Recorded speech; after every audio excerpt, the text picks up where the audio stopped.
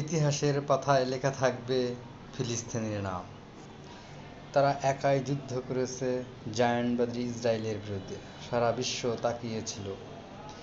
পাকিস্তান ছিল বিশ্বের অন্যতম পারমাণবিক শক্তিধর দেশ, তবু গাজার রক্ষার্থে একটি বোমাও উড়ে আসেনি। মিশরের বুক চিরে নীলনদ বয়ে গেছে শতাব্দীর পর শতাব্দী, যা প্রাণ জুগিয়েছে আফ্রিকার মরুভূমিকে। অথচ পাশেই গাজার শিশুরা তৃষ্ণায় কাঁপতে কাঁপতে মাটিতে লুটিয়ে পড়ছিল। সৌদি আরব আমিরাত ছিল তেলের সাগরে ভেসে থাকা বিলাসী সাম্রাজ্য, কিন্তু গাজার অ্যাম্বুলেন্সগুলো পেট্রোল না পেয়ে রাস্তায় দাঁড়িয়েছিল নিঃশব্দ, নিরুপায়।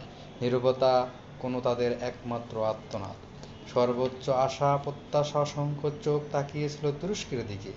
নেতৃত্বের স্বপ্নে বিভোর উম্মাহর দাবি করা মুখপত্র। তবু গাজার জন্য তারা কিছুই করল না। না রসদ সামগ্রী সাহায্য, সামরিক সহযোগিতা, না নিরাপত্তার নিশ্চয়তায় কূটনীতিক অগ্রসর। গোটা বিশ্বের মুসলমানদের ছিল 50 লক্ষ সৈন্য, ট্যাঙ্ক, ক্ষেপণাস্ত্র, যুদ্ধবিমান, স্যাটেলাইট, গোয়েন্দা বাহিনী, ছিল আধুনিক প্রযুক্তি, এমনকি হাইড্রোজেন পরমাণু বোমা। কিন্তু গাজার আকাশে একটাও ছোঁড়া হয়নি।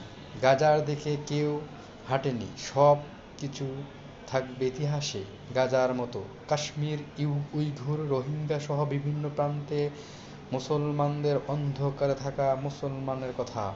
তবে সবচেয়ে করুণভাবে লেখা থাকবে, তারা চুপ ছিল, সবাই নীরব ছিল।